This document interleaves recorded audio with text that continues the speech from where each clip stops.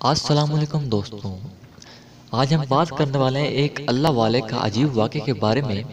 تو دوستوں، ہماری ویڈیو کی طرف بڑھنے سے پہلے ہمارے چینل میرے اسلام 45 کو سبسکرائب کر لیں۔ ابراہیم بن شابیب رحمۃ اللہ علیہ سے مروی ہے، فرماتے ہیں کہ ہم جمعہ کے دن بعد نماز کے مجلس کیا کرتے تھے۔ ایک شخص صرف ایک کپڑے میں لپٹا ہوا ہماری مجلس میں آ بیٹھا اور ایک سوال کیا۔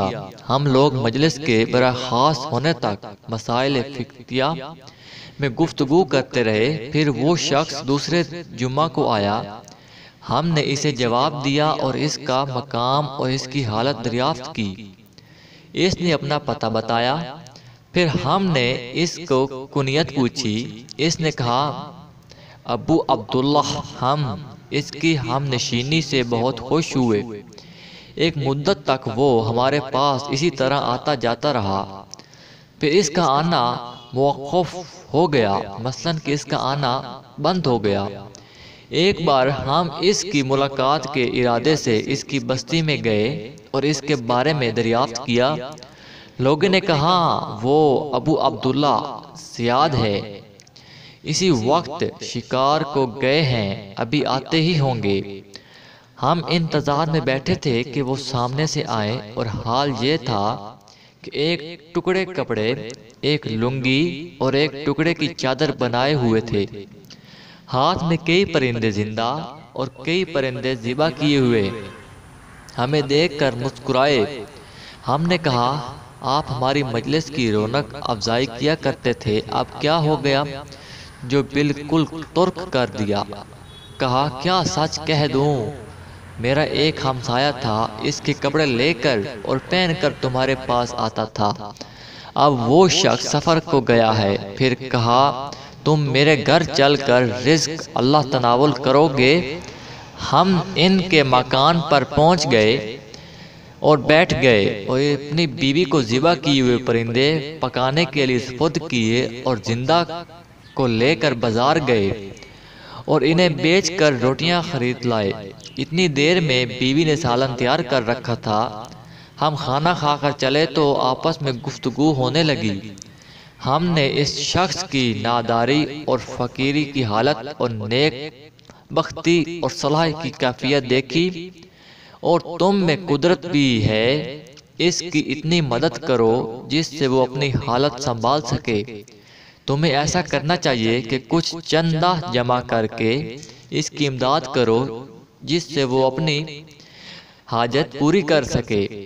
چنانچہ کہ ہم نے آپس میں تعین کر کے 5000 درہم جمع کیے اور ان کو دینے کے لیے پھر اس کے گاؤں کو لوٹ چلے۔ جب ہم مدیر پر پہنچے تو امیر بصیرہ محمد بن سلیمان جروکوں میں بیٹھے ہوئے تھے۔ غلام سے کہا ابراہیم بن شعیب کہ وہ میرے پاس بلانا۔ جب میں ان کے پاس گیا تو انہوں نے دریافت کیا کہاں سے آئے ہو؟ کہا جا رہے ہو۔ ہم نے سارا قصہ سنا دیا۔ امیر نے کہا مجھ پر تم سب سے زیادہ حق ہے، اور اسی وقت 10,000 کا توڑا مانگا اور ایک فرائش کے کندھے پر رکھو میرے ہمراہ کر دیا، اور میں اور خوش ہو گیا اور جلدی سے اس گاؤں کی طرف روانہ ہوا۔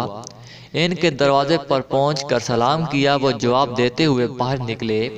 جب میرے ہمراہ فراش کو اس فراشوں کو توڑو کر دیکھا تو اس کے چہرے کا رنگ متغیر ہو گیا اور کہنے لگے اے شخص، تجھے معلوم سے کیا علاقہ، کیا تو مجھے فتنہ میں ڈالنا چاہتا ہے؟ میں نے کہا اے ابو عبداللہ بیٹھ جاؤ، واقعہ یہ ہے۔ چنانچہ میں نے سارا قصہ کہہ سنایا۔ میں نے کہا تم جانتے ہو کہ وہ ایک ظالم امیر ہے، تم خدا کے واسطے اپنے نفس کو بچاؤ۔ یہ لو۔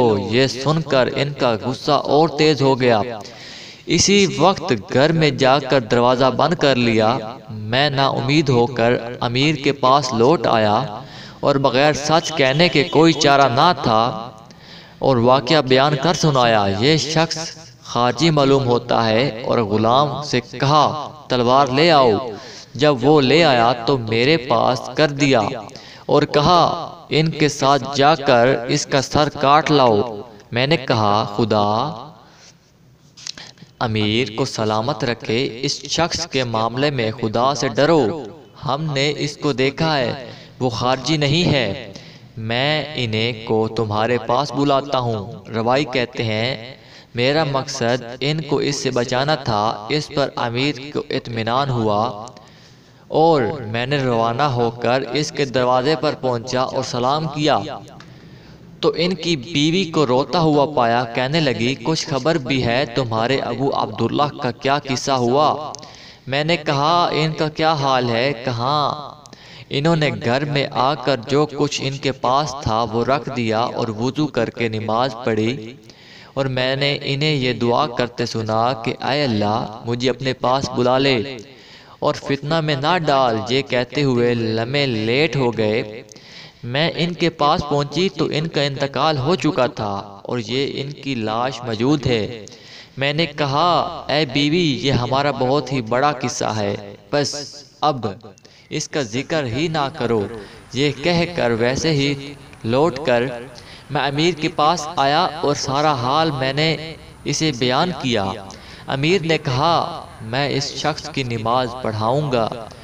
یہ خبر سن کر مشتہر ہوئے، چنانچہ تمام اہل شہر جمع ہوئے اور جنازے میں شریک ہو گئے۔ تو ہمیں اس واقعے سے یہ حاصل ہوتا ہے بے شک دنیا میں ایسے اللہ والے بھی گزرے ہیں جو ساری زندگی اپنے آپ کو دنیا سے بچاتے رہے، اور جب دنیا میں پھنسنے کا وقت آیا تو دنیا ہی سے چل بسے، اور دوسری طرف ہم اپنے گریبانوں میں جھانکیں کہ ہم کس قدر دنیا کے محبت میں گرفتار ہیں۔ اللہ تعالی ہم سب کو اس واقعے سے سبق حاصل کر کے آخرت کی تیاری کی توفیق عطا فرمائے، آمین یا رب العالمین۔ اللہ حافظ دوستوں، پھر ملیں گے ایک نئی ویڈیو میں۔